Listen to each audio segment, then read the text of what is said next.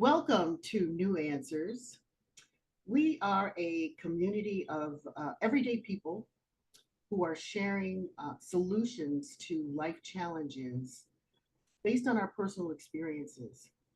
And over the past couple of times, we have been focusing on spirituality. And we're calling this series of conversations Nurturing Spirituality. Spirituality to me, and I think to my special guest, Tiffany Lee, hi Tiffany, Okay. is about making that personal connection that to our higher power, to the universal presence, whatever name you want to call it. And in making that personal connection, we can get the answers that we need to help us navigate the challenges that face us in our personal lives.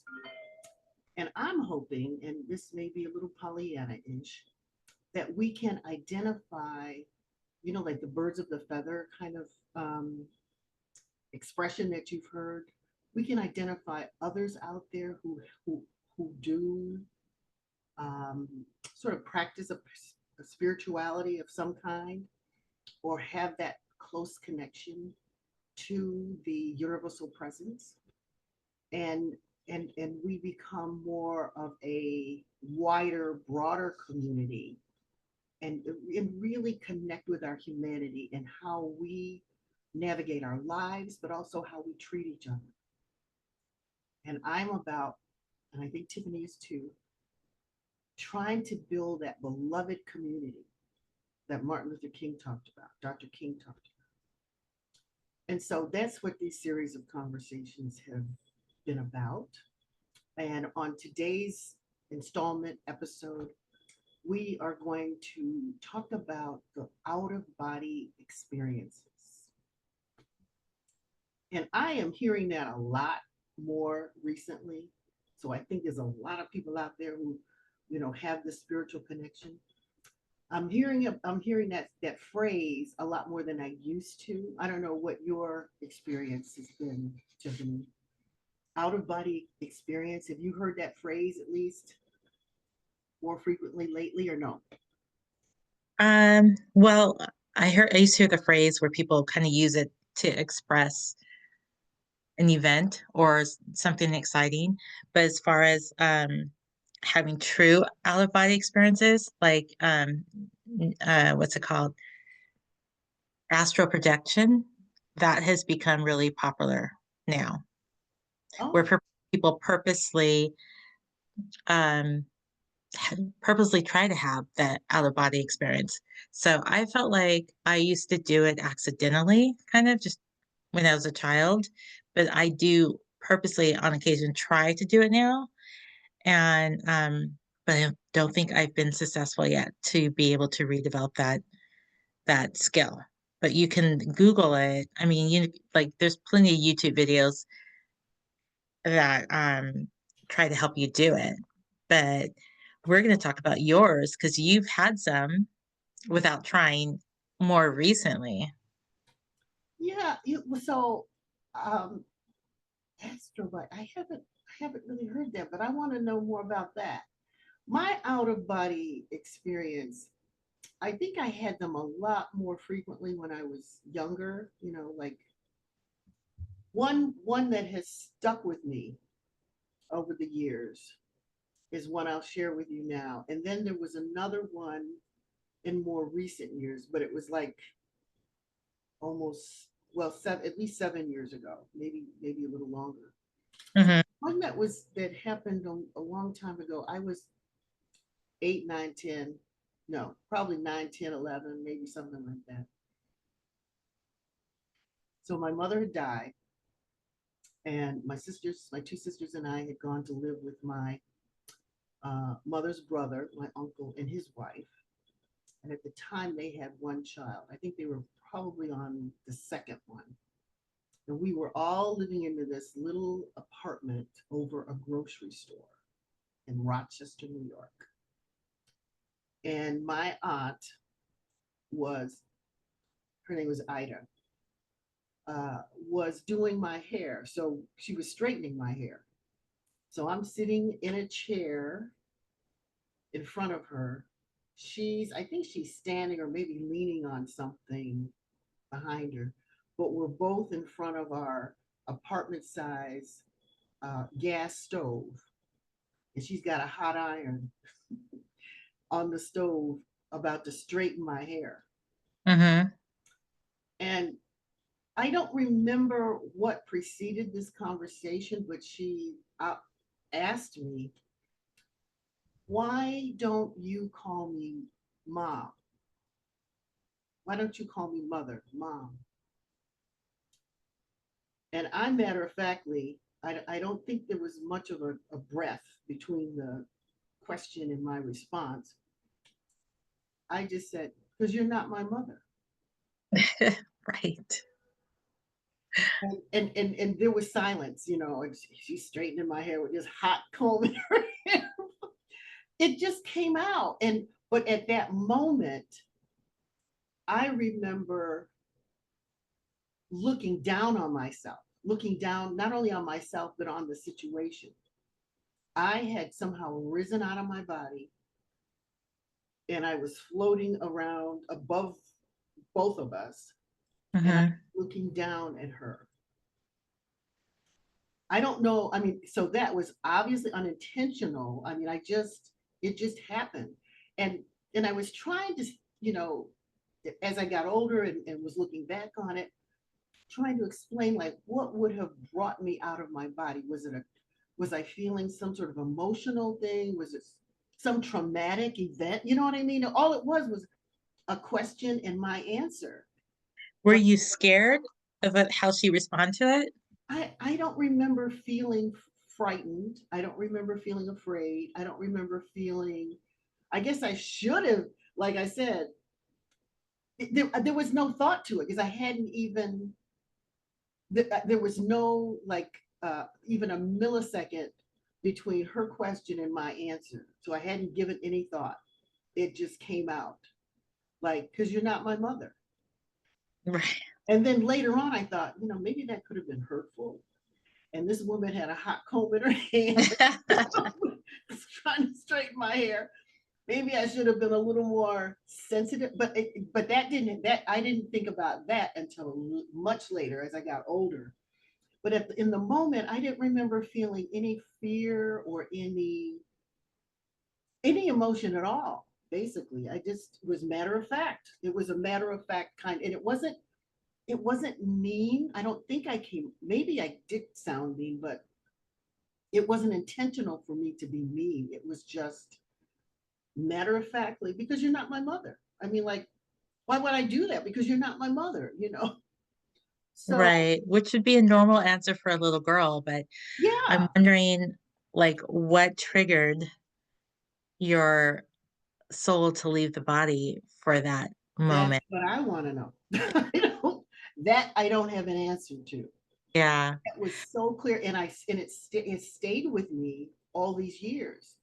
And I know I've had other out of body experiences, but I don't recall them, not to the vivid, um, like that memory could have been yesterday for me. It could have happened like that.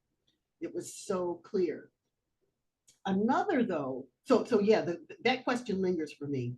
What Right. was it that caused me to leave my body in that way? I don't know. Other experiences I've had, they came and go, and they haven't stayed with me. But the one that was most recent, like I said, maybe 5, 7 years ago, was when I'm uncomfortable about speaking in public, although I've done it and Uh-huh. I get through it. So this was an occasion in which I was being recognized for some work that I had done, and I was being given a recognition, an award, or you know, whatever. And Mm. so I remember coming out of, introductions being made, and I'm walking up to the stage, and I remember leaving my body Wow. and walking and watching myself walk up to the stage and, you know, begin to do my little speech and da, da, da, da, I was watching myself. So in that instance, I could maybe think, because I have this uncomfortability, is that a word? Um, of speaking in public, even though, I mean, by this time I had been speaking conferences and all kinds of things. But maybe in that moment, I was feeling that because I guess because the spotlight was on me, maybe, usually I'm like a behind the scenes kind of person. Right. And maybe it was that anxiety or something that caused me to leave my body in that way and just to watch this person. But it's very interesting. So I can explain that in that way. I don't know if that's indeed what caused me to leave my body in that way, but because I've also heard other people, including the minister, the senior person, spiritual leader at my spiritual center, and Hmm. he uses examples of himself leaving his body in multiple talks that he's given. And that was one of the reasons why I was attracted to go to that spiritual center, because I said, "Oh, you too, you haven't really." I mean, even though I hear it in the social whatever, in the air that people will use that expression, I haven't actually heard from somebody that I knew or knew of. This is just all of me that had that experience and described it in a Right. way. And he would describe it in a bit way because it was part of his talk, and it led to, it was either an example of something he was talking about, or it was somehow a teaching moment, that he would include it in his talk. But it made me think that, oh my God, I'm not alone. And I'm wondering how many others, that's why we're having this conversation, how many other people. Right. How many others? And what's it like for them? And what's it like? What is their experience? What is it that triggers your leaving?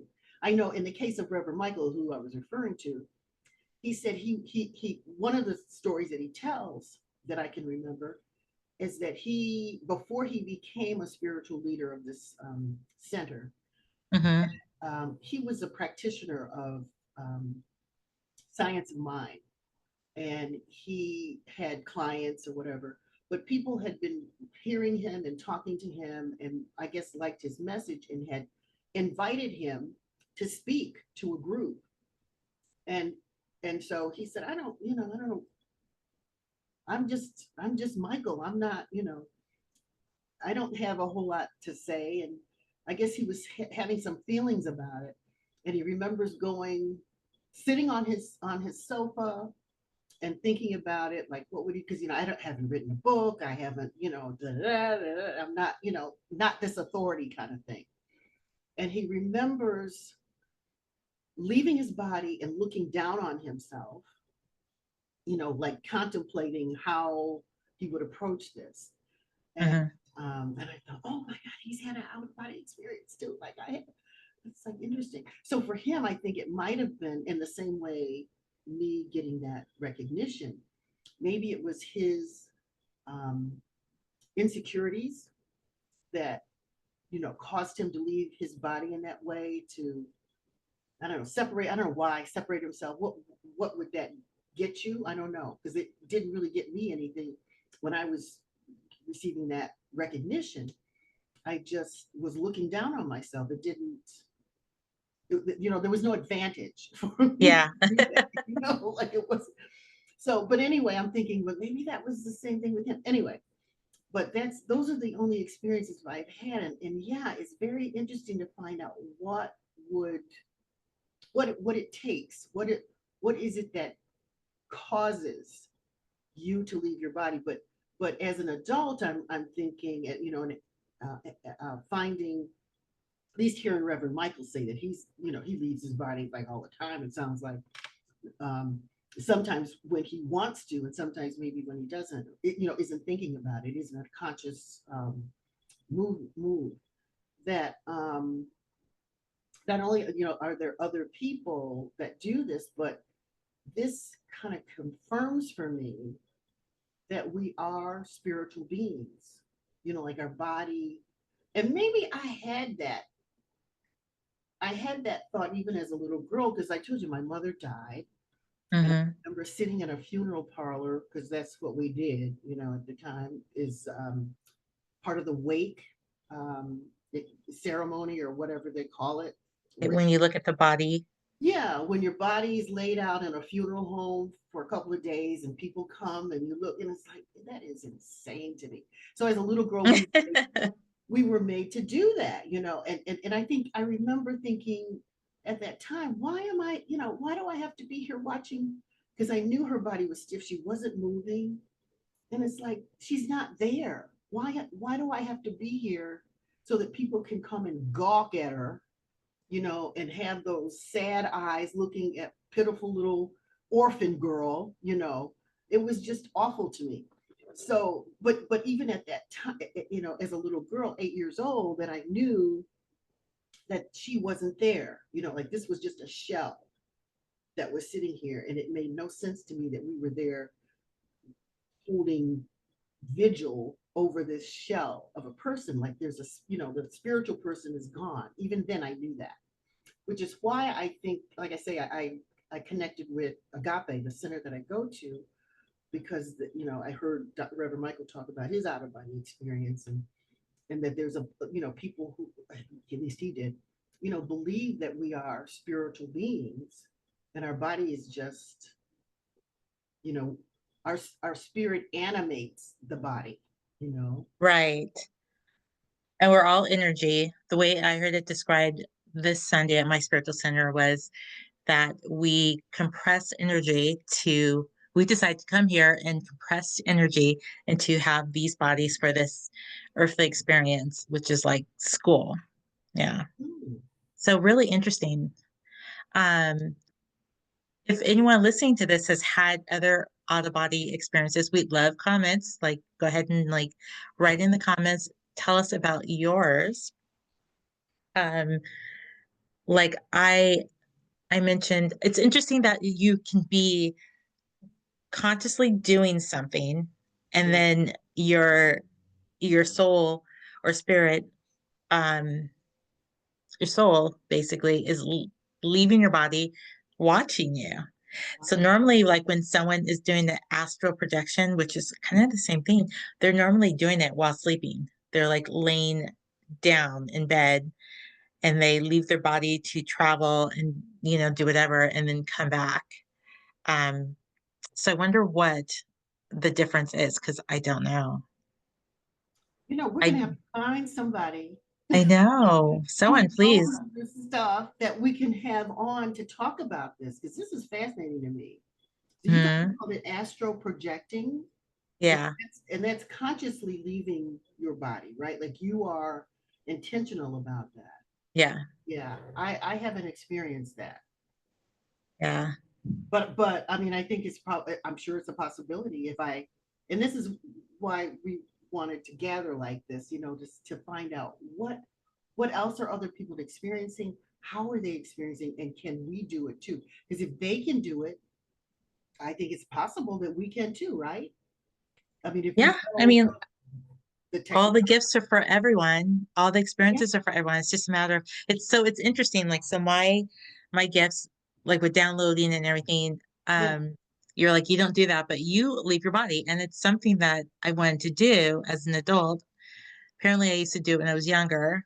I do kind of remember it, but not like that. I felt like I did it just when I was sleeping. And I remember traveling. And my cousin one day told me, don't go too far because when you do that, you have a cord. If it breaks, you can't get back in your body.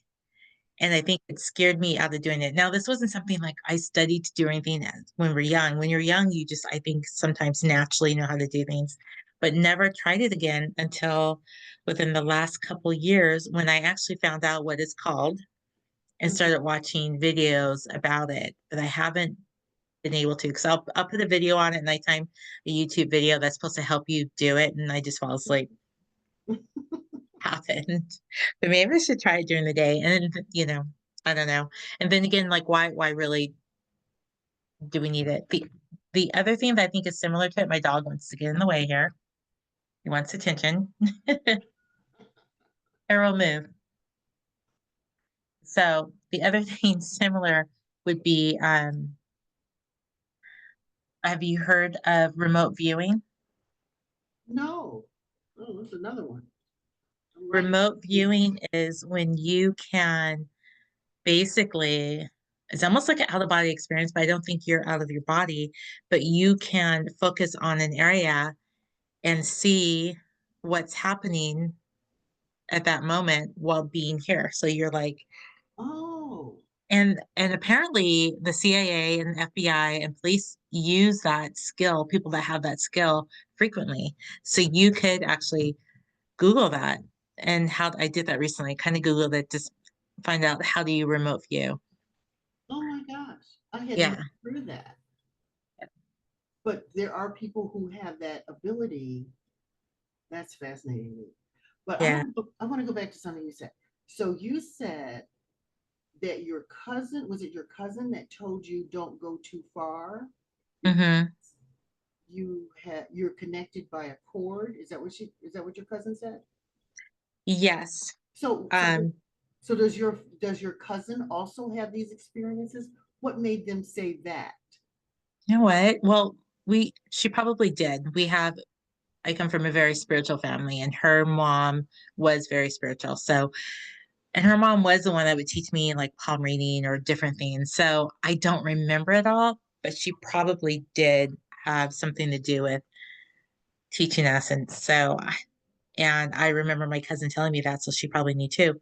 However, for anyone that's doing it, I do believe that we cannot break that cord. That cord breaks after we die when it's supposed to. So, Yeah, yeah. and I did find that out recently. And what time period was this? How old were you? What was, Elementary, so like probably as a child? Okay. child, like they're 3 or 4, when I had like a lot of spiritual Mm-hmm. gifts at that time before I had shut them down, Mm-hmm. which I didn't really shut down until like high school. Yeah. And I think sometimes the world causes us to shut it down because they don't, if we were to share this with people, people would look at us like, which is why we keep it to ourselves, which is why I want to open that up. I don't Yeah. think we should keep it to ourselves because I think it's a phenomena that is more common than we know. Hmm. It's more common than we know because nobody talks about it. And I want to talk about it. Right. So a lot more people do talk about it now.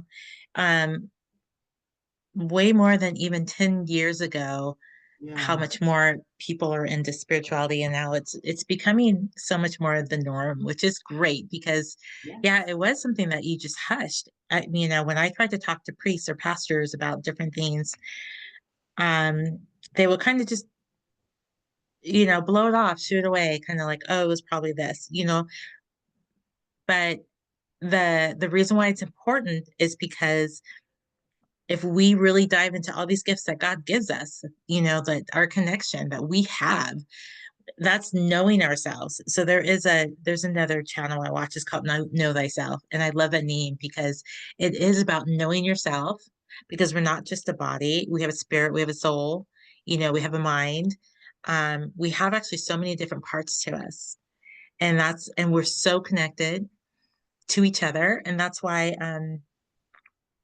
we can read each other's minds, and people can do it so much more than they even are conscious of it, or intuition, where does that come from, or you know what I mean. And then to know that we can actually leave our body, we can heal our body. So I think that's part of that energy is, yes, we can leave our body. Like, what if you have an illness and you can leave your body because it's separate from you, your soul, you have a spirit, a soul, and a body, and then the mind. And the way they explain it in my spiritual center in the class I'm taking is, technically we're absolutely perfect.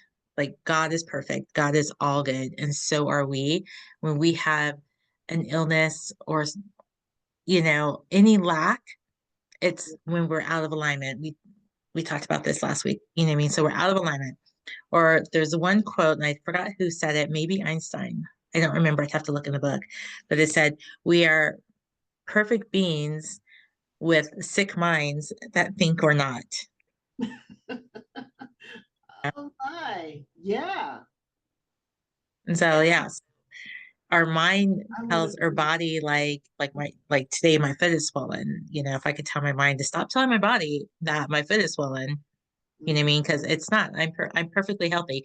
God doesn't make mistakes. God creates perfection. We just have minds that say that we're not. Yeah. And that's where the spiritual mind treatments come from, is aligning with God and Mhm. remembering ourselves like, no, we're perfect. We're not flawed. We're not sick. We're not.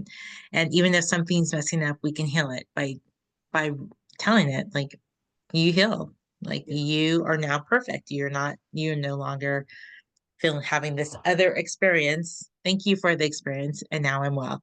yeah. Yes, I wholeheartedly believe that we Yeah. are perfect, and it's just the separation that gets in the way that causes us to experience these other things that isn't real, you know. So another thing that comes up for me, you talked about intuition. Something came across my awareness this week. I think it was the talk about a book. Anyway, and the author. I think it was at it was Agape, in my spiritual center, and one of the readings, and in the reading it was mentioned that uh, uh, uh, um, I guess the way it came off is that intuition and instinct, which I use those terms like they're synonymous. They're the same. It's almost interchangeable to me. But there's a difference between intuition and instinct. I don't know if you've heard that before. I Like, haven't, but I can kind of see that. yeah. Yeah. What did Michael say, or what did the center say? So yeah. So well, I kind of got stuck on. No, they're not the same. That I kind of missed whatever the point was being made with intuition and instinct. I said, no, they're the same. Aren't they the same?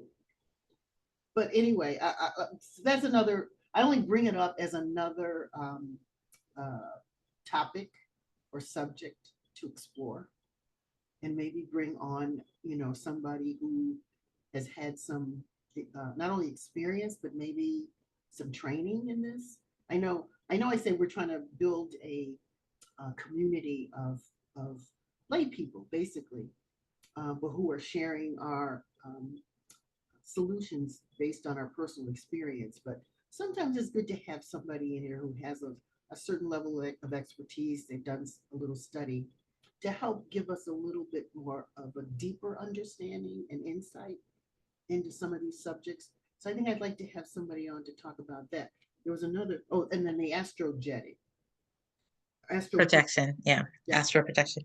So thinking though about instinct and intuition,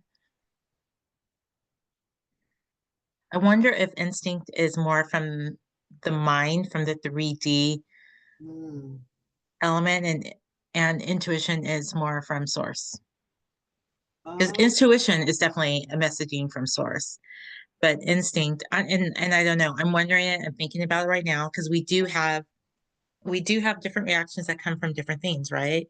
yeah. So, um, whether or not we agree with it or not, but that could be what Mm. that person was, how they're differentiating it. I will definitely look it up. I'm Yeah. curious. Yeah, because and now you're taking a class or whatever, right, on this. So maybe, yeah, maybe there's some insight there. Yeah. But this is fascinating stuff, and we really want to hear from you. If you have had any of these experiences that we're talking about, the astral projecting, the out of body experience, if you know something about or have an opinion about instinct versus intuition, let's hear it from you. There's a comment section below this video that you can write, your experience to us about that. And then please subscribe, because as we do these tapes and videos and upload them, once you subscribe, you will be notified whenever those new videos drop. So we would love to hear from you, and maybe even invite you on to participate in this conversation with us. That would be great to have other people, because like I said, we want to build a community. And this particular subject that we're exploring about building a community is around spirituality. I'm sure there are more of us out there than we know. And we want you to come out, come out of the closet and share your experience with us. So any other final words you want to, or statements you want to make, or Tiffany? No, I'm gonna sit here when we hang up and try to have an out of body experience. If you something start moving around your room, you can just be like, "Hey, Tiff, is that you?"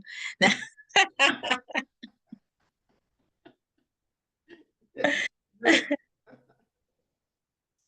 Well, this has been fascinating, and as we were saying, there's more to explore, um, and so there's more conversations to be had about this. And again, I want to also look at something else you said that I kind of put in the back of my Rolodex here, about the emergence of new Earth. That's another upcoming topic for us to Okay. explore. And I think hopefully building this community of people who are into spirituality. I don't know why I don't want to say spiritualist. I don't know if for some reason it's bringing up something negative for me, but anyway, but building this community of people who are into spirituality, I think will help to bring forth this new earth. I want to explore that conversation too. So feel free to join us in our next conversation. Thank you, Tiffany, for sharing your insights as we together are exploring spirituality. I'm All right. Gwen Flynn, I'm Tiffany Lee. and we'll see you next time.